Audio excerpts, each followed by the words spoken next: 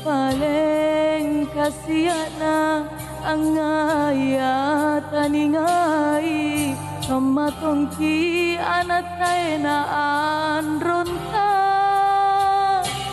mingka kanale pakama nakusumpa lalangati kaganat omni pamari sinurinake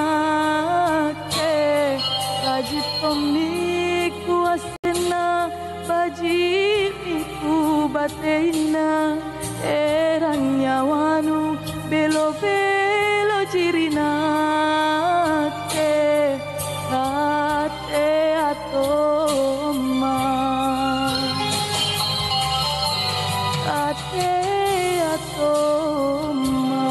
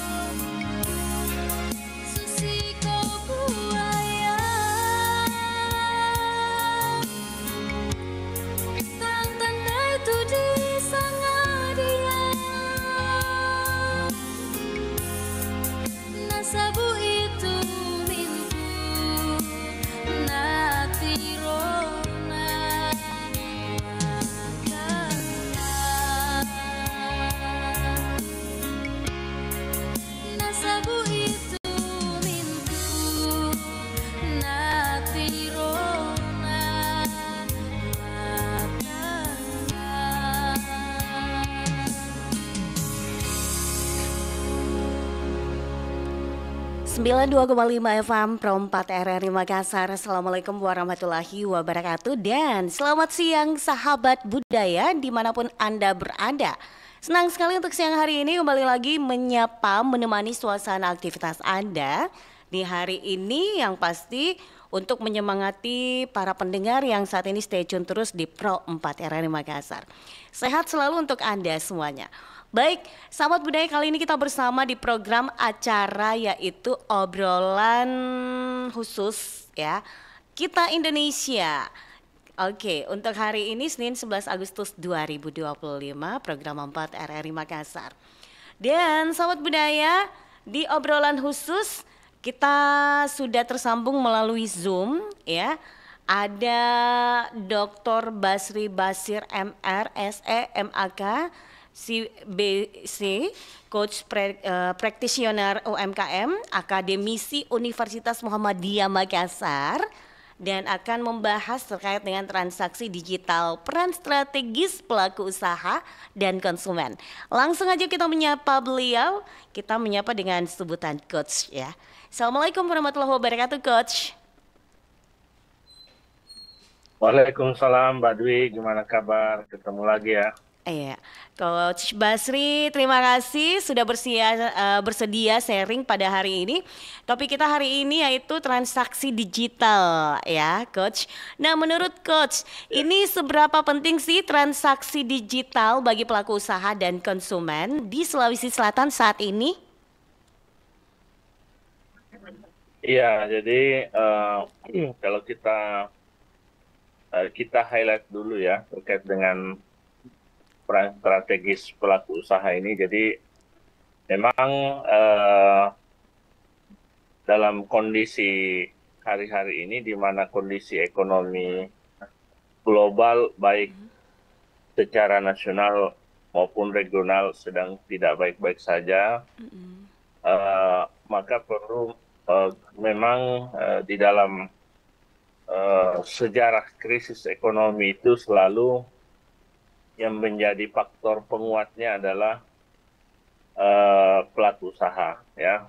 Nah, kenapa pelaku usaha? Karena pertama di sini pelaku usaha ini yang dituntut nantinya bisa menciptakan lapangan kerja ya, seperti itu. Yang kedua terkait dengan inovasi dan kreativitas ya.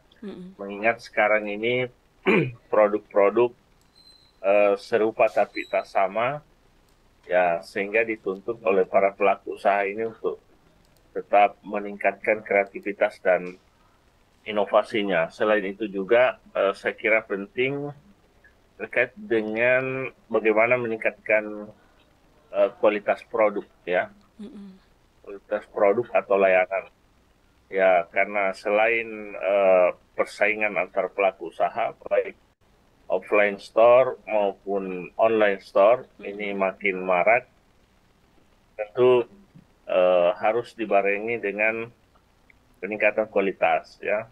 Baru-baru ini saya menulis di dalam sebuah jurnal ya,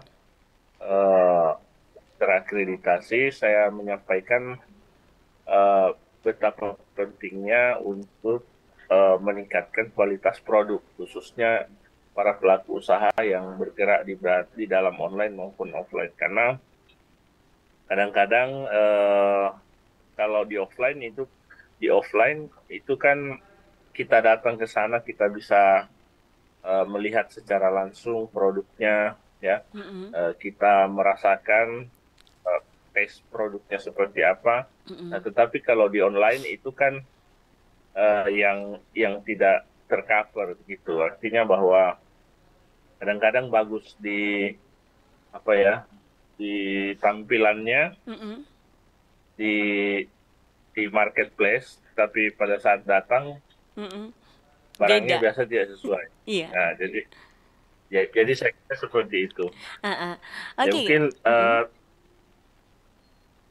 selain itu terakhir terkait dengan pemberdayaan ekonomi ya. Jadi kita melihat sekarang ini banyak sekali geliat ekonomi lokal ini makin meningkat ya.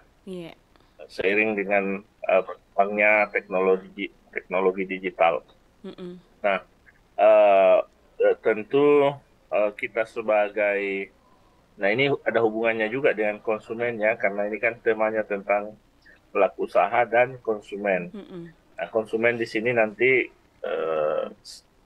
sebagai user atau sebagai pelanggan yang membeli produk KM ini harus mendorong ya. Iya. Jadi lebih baik kita belanjakan uang kita kepada pelaku usaha lokal dibanding kita belanja di tempat-tempat yang memang sudah branded gitu. Mm-mm. Jadi lebih banyak membelanjakan ke pelaku-pelaku usaha lokal seperti itu. Iya. Oke, Coach. Pemerintah gencar mendorong digitalisasi. Ini termasuk dalam transaksi. Sebagai pendamping UMKM, bagaimana Coach melihat peran strategis pelaku usaha dan konsumen dalam mendukung kebijakan pemerintah ini, Coach? Ya, ini yang sekarang menjadi perbincangan serius dan Mm-mm. ya Mm-mm. saya kira perlu Mm-mm. perlu pengkajian dalam ya eh, apa ya, Mm-mm. termasuk baru-baru ini Mm-mm. misalnya pemerintah ikut wacananya ikut di dalam apa ya, Iya. eh, semua data transaksi kita itu kan Mm-mm. nanti dilihat oleh PPATK seperti itu. Mm-mm. Nah, di sini saya kira eh, perlu ya Iya. kajian yang mendalam dan saat ini juga mungkin lagi sedang dibahas Mm-mm. karena eh, menurut saya dalam kondisi-kondisi ekonomi yang dihantam oleh inflasi deflasi seperti sekarang ini, Mm-mm. baiknya kita seharusnya mengeluarkan ya kebijakan-kebijakan yang pro pada konsumen, Iya. begitu juga kepada pelaku usaha. Dan karena yang dikhawatirkan eh, ketika tidak ada transaksi digital karena mungkin alasannya takut transaksinya diintai dalam tanda kutip oleh pemerintah, mungkin rame-rame misalnya tidak mau lagi bertransaksi di digitalisasi. Mm-mm. Nah, sehingga eh, kalau seperti itu kan yang dikhawatirkan ekonomi di digital itu kan harusnya didorong menjadi terhambat gitu karena adanya kebijakan-kebijakan yang tadi saya sampaikan bahwa Iya. mulai tanggal berapa ya? Biasanya 8 Agustus wacananya Mm-mm. semua transaksi itu kan eh, apa dilihat atau bisa diakses oleh PPATK, konon begitu nih Mm-mm. anunya kebijakannya. Nah, sementara ini masih dalam pengkajian ya. Ya, kalau Mm-mm. ditanya saya sendiri ya Mm-mm. belum belum begitu setuju ya Iya, karena iya, iya. mengingat ekonomi kondisi ekonomi kita lagi tidak stabil gitu. Padahal Mm-mm. kita berharap ekonomi grassroots ini berputar gitu ya. Iya, iya, betul. Nah, bagaimana kalau mereka rame-rame misalnya menarik uangnya di bank Iya. kan seperti itu. Mm-mm. Nah, artinya Oke. Mm-mm. bank ini juga sebagai apa tempat menyimpan duit masyarakat ini kan juga Mm-mm. tidak bisa beroperasi gitu. Iya.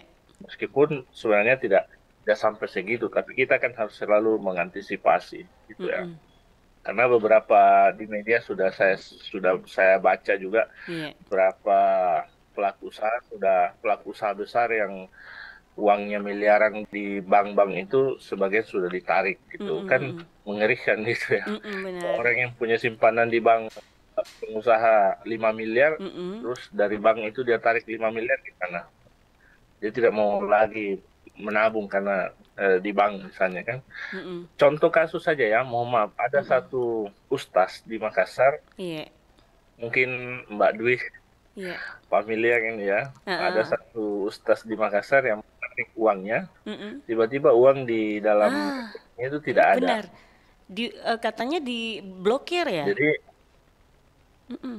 ya diblokir. Jadi Mm-mm. betul juga kata Pak Ustaz ini bahwa kita kita jadi satwa sangka gitu, Iya. bahwa ini pemerintah sebenarnya kita disuruh menabung, tapi satu sisi tiba-tiba dia blokir rekening kita. Ini kan Ah. Padahal kita disuruh gimana? menabung. Terus untuk mengembalikan ya, terus untuk mengembalikan uang itu kita harus mengaktifkan lagi dan membayar lagi. Nah, ini Wow. kan sebuah sebuah anomali kebijakan ya. Iya. Jadi memang memang Mbak Dwi, saya kira sekarang menurut saya pemerintah udah deh apa buat kebijakan-kebijakan yang pro ya terhadap Mm-mm. pelaku usaha. Dan kalau kalau soal PPTK itu ya ya mungkin yang bersumber dari negara wajar, Mm-mm. misalnya PNS atau apa ya, Mm-mm. yang sumber gajinya dari negara itu wajib dilihat oleh negara karena sumbernya memang dari negara kan Mm-mm. gitu. Iya, Tapi iya. kalau uang dari jualan sayur, Iya, jualan oseng, usaha. jualan ini terus kan nggak masuk akal juga kan. Bener. Ya udahlah, tapi ini kan kita tidak tahu ya, Mm-mm. pemerintah kita selalu memandang bahwa ya, pemerintah itu selalu memberikan kebijakan yang terbaik untuk rakyat ya, rakyat Mm-mm. dan pelaku usaha gitu. Mm-mm. Ya, kita tunggu saja lah bagaimana hasilnya. Iya. Seperti itu. Oke, Coach, adakah gambaran sederhana, Coach, bagaimana transaksi digital bisa membantu UMKM? Ini terutama yang baru merintis, Coach. Eh, yang ditanyakan apanya ini? Gambaran sederhana, bagaimana transaksi digital bisa membantu UMKM, terutama yang baru merintis.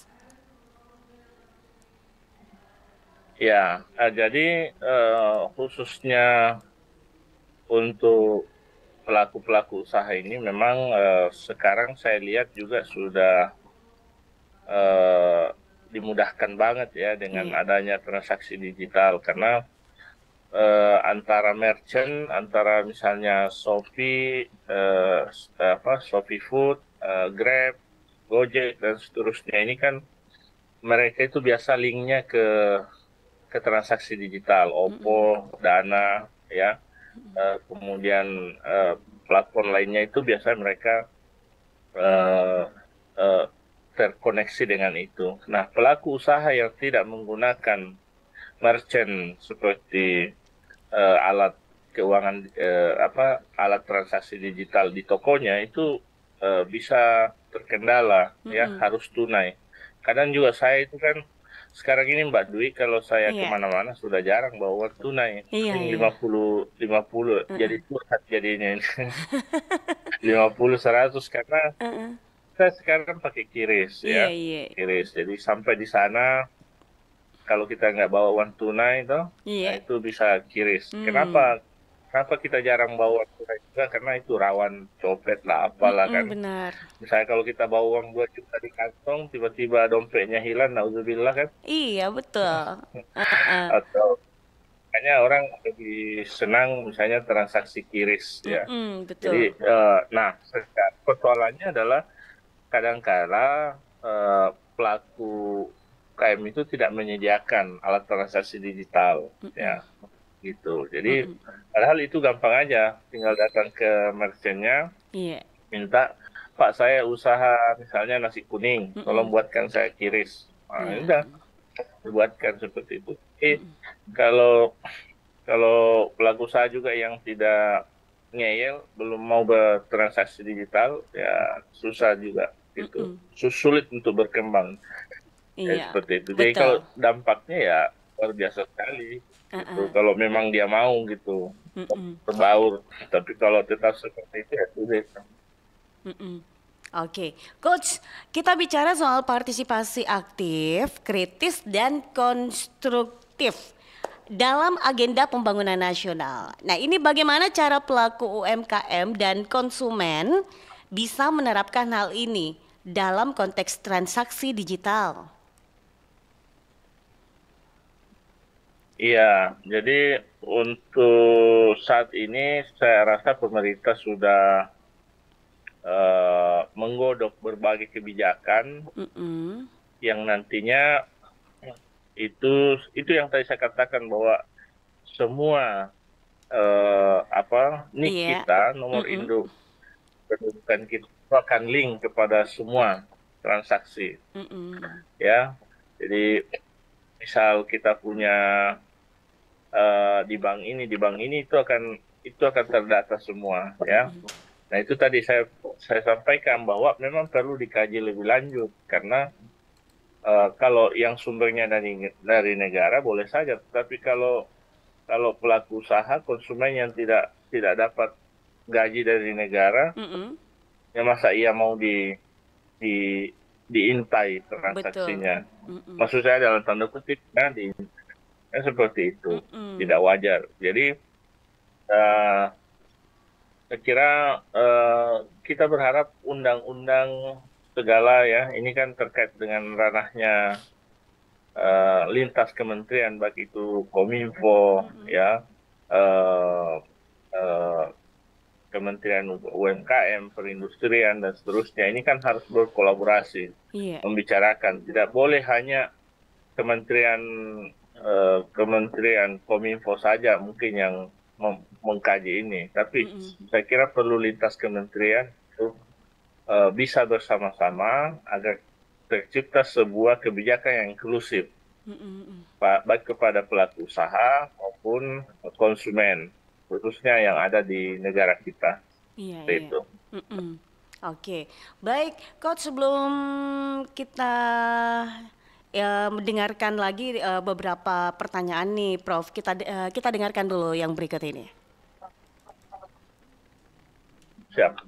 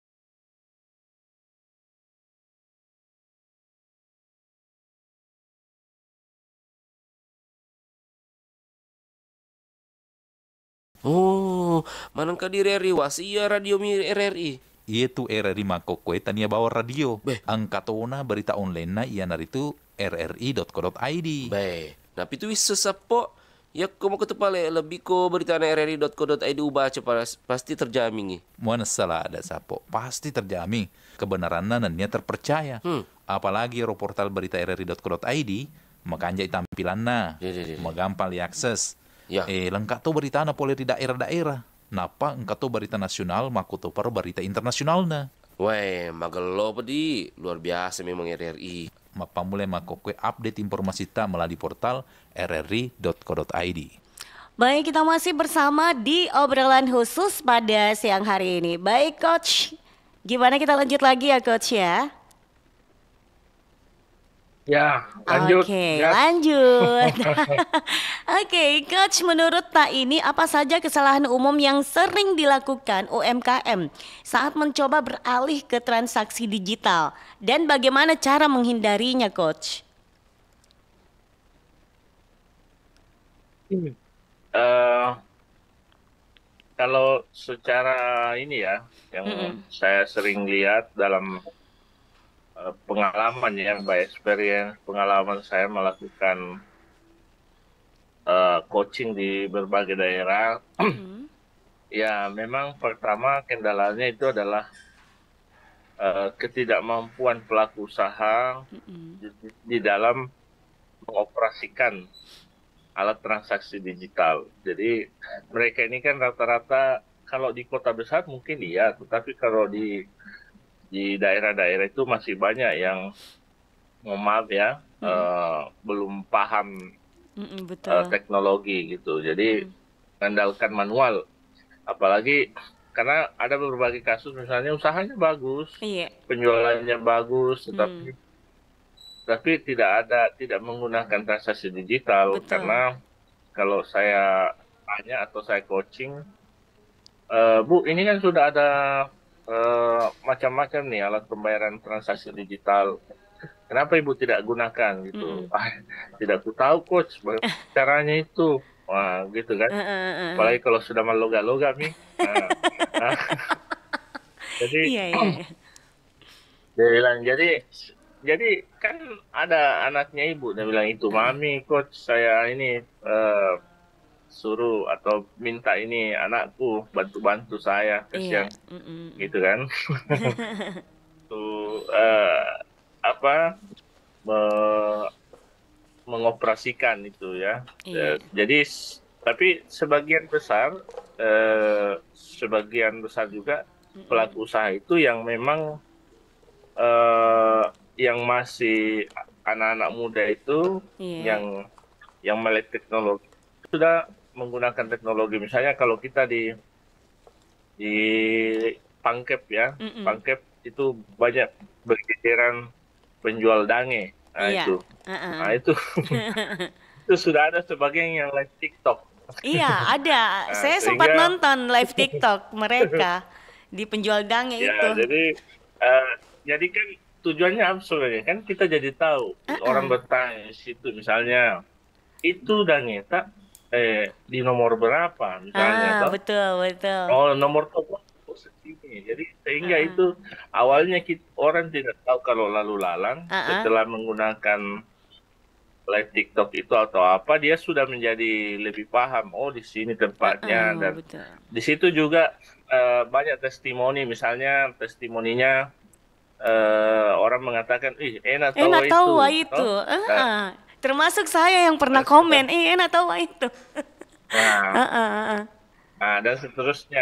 Iya. Akhirnya apa? Dari tes kan begini.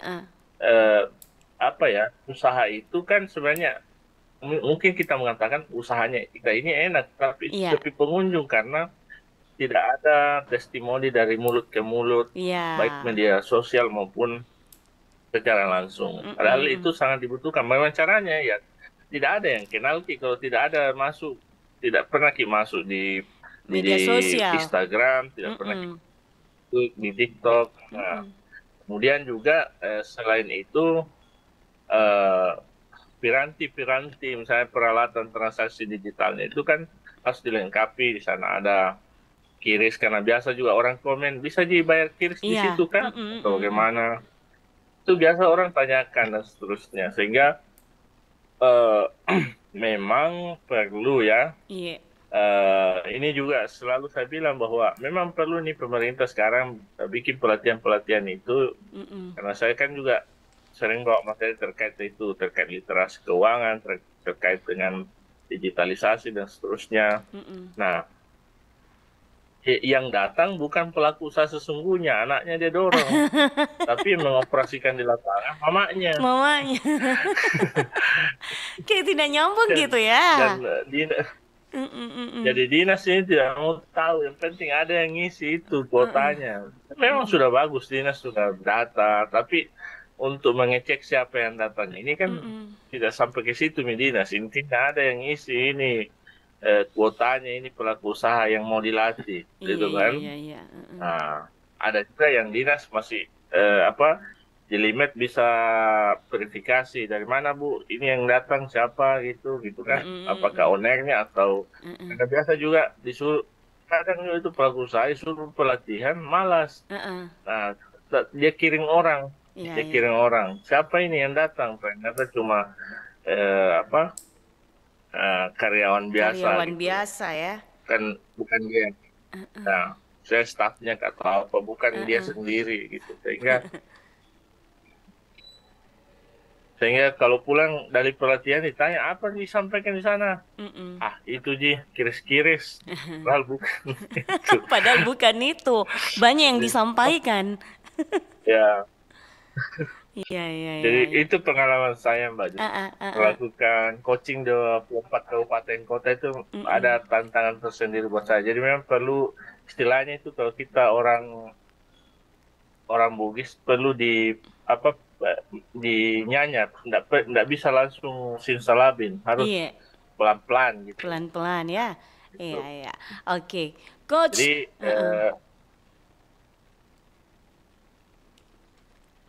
Oke. Gimana? Oke, lanjut Coach. Mungkin Mas Ade ingin sampaikan? Ya, jadi itulah. Jadi saya melakukan coaching itu Mbak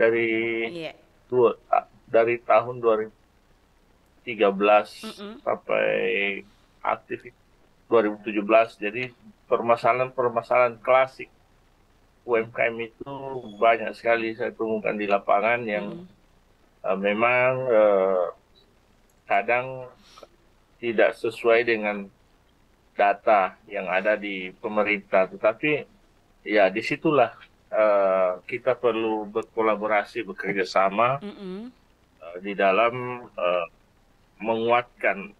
memberi penguatan pada pelaku usaha ini, ya, seperti itu.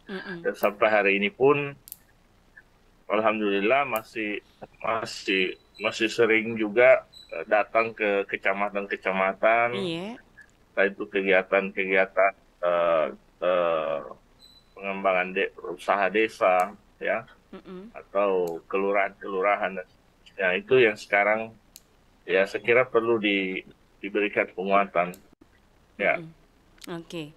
Nah, di sisi lain bagaimana cara kita sebagai konsumen bisa berpartisipasi aktif dalam ekosistem digital ini? Apa saja manfaatnya bagi kita nih, Coach? Ya, kalau dari kita kan memang harus mendukung ya upaya pemerintah di dalam transaksi digital ini. Tetapi ya itu tadi, bahwa ketika misalnya tiba-tiba ada kebijakan pemerintah yang membuat masyarakat menjadi anti terhadap transaksi digital karena kecurigaannya bahwa ini bisa menyelinap atau bisa memata-matai transaksi kita, nah itu yang dikhawatirkan oleh masyarakat, ya. Jadi soal satu data itu yang kemarin disampaikan terkait transaksi itu yang menjadi kekhawatiran dari pelaku usaha, masyarakat pada umumnya. Kalau ditanya manfaatnya, ya banyak sekali manfaatnya. Kalau dulu kita misalnya harus bawa uang cash kemana-mana, Iya. sekarang sudah tidak kan. Ya, Mm-mm. sudah apa ya, sudah tinggal pakai QRIS ya. Iya. Berapapun jumlahnya Mm-mm. ya bisa ditransaksikan. Mm-mm. Nah, kemudian ya kita sendiri ini ya saya ya seperti itu sekarang banyak juga ya, secara pribadi saya juga lebih banyak menggunakan QRIS ya. Iya. Tetapi beredar misalnya apakah ini nyata atau tidak, tetapi bagi kita harus hati-hati karena ada kerawanan atau ada semacam eh, kekhawatiran Mm-mm. masyarakat tentang transaksi QRIS ya. Iya, betul. Misalnya banyak orang bisa menghack kita punya Mm-mm. transaksi, dia masuk itu lalu mengambil uang dan seterusnya. Iya, betul. Apa istilahnya ya? Banyak di Sulawesi ini Mm-mm. istilahnya apa? Pasobis. Pas Ya. sobis. Iya, pas sobis. Ya, ya, pasobis itu orang yang suka telepon-telepon orang terus Ah, diarahin padahal penipu. di ya gitu kan. Mm-mm, Nah, mm-mm. itu dari mana mereka tahu? Dari mana mereka tahu Ayo dari nomor mana? kita ini dan seterusnya itu kan. Mm-mm. Nah, itu kan kita bisa saja mereka ngambil dari data yang pernah kita kirim atau apa Iya, ya iya, dan iya. seterusnya. Jadi memang seiring meningkatnya transaksi digital Mm-mm. berbanding lurus juga dengan tingkat kekhawatiran masyarakat di dalam bertransaksi. Mm-mm, Nah, itu tadi karena banyak kejadian lah gitu ya. mm-mm. Mungkin teman-temannya Mbak Dwi juga pernah ada yang hilang uangnya Iya, iya. di rekening yang jumlahnya Mm-mm, sekian-sekian. Ya, teman saya juga ada yang seperti itu ya. mm-mm. Ada yang sampai puluhan, ratusan ya. Tiba-tiba klik link hilang Iya, betul. uangnya. Bukan cuma klik link ya coach, tapi ini lewat telepon untuk diarahkan silahkan transfer ini untuk mendapatkan duit lebih banyak lagi. Ada yang seperti itu coach.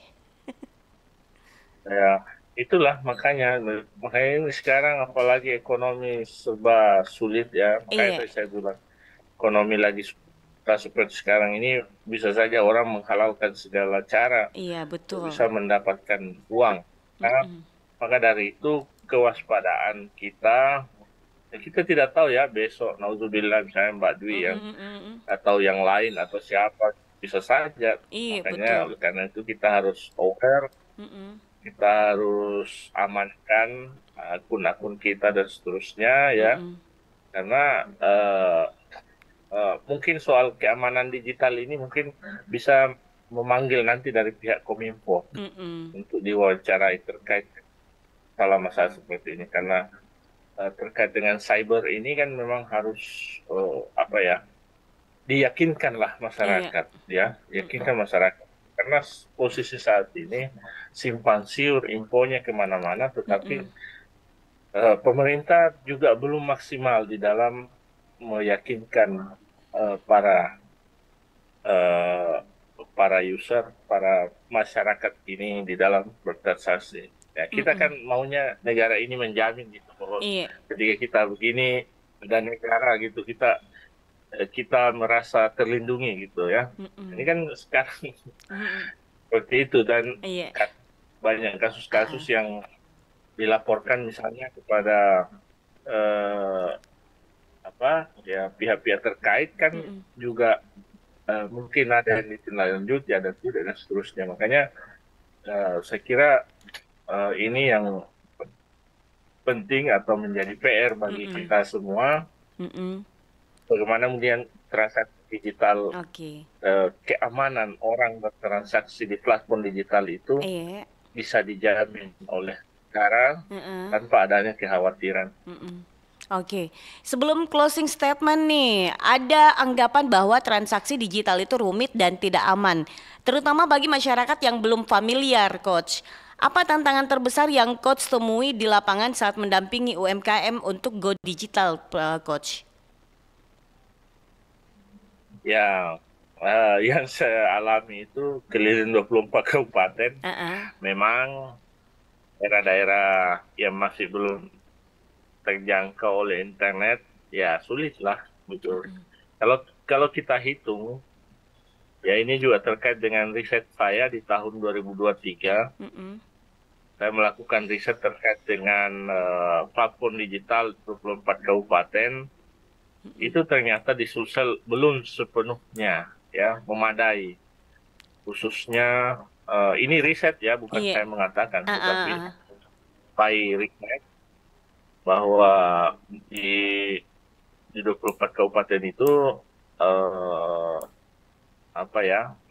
platform digital itu belum sepenuhnya memadai karena ketersediaan ya jaringan internet atau infrastruktur digital belum sepenuhnya maksimal. Kalau yang mau maksimal ya di kota besar seperti Kota Makassar, Parepare, Kota Palopo, ya Bantaeng, itu aja Goa. Tapi kabupaten-kabupaten lain dan punya kecamatan di pelosok masih ada yang belum terjangkau. Kalau mungkin mereka mau mempromosikan wisatanya di sana, ya. Di Toraja aja mungkin tidak semua Toraja itu terakses internet dengan baik. Lalu misalnya kita mau angkat potensi di sana, Enrekang juga begitu, banyak potensi di sana, misalnya yang bisa langsung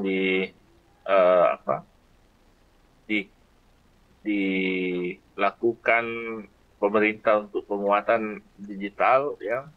Tapi karena mungkin ketersediaan infrastruktur digital belum sepenuhnya maksimal, ya sehingga di sini membutuhkan waktu ya. Jadi saya kira pemerintah provinsi, nah ini yang harus menurut saya harus dikuatkan di sini. Selain infrastruktur jalan ya, infrastruktur digital juga perlu ditingkatkan. Kalau bisa semua daerah itu jaringannya seperti kalau kita menggunakan Starlink.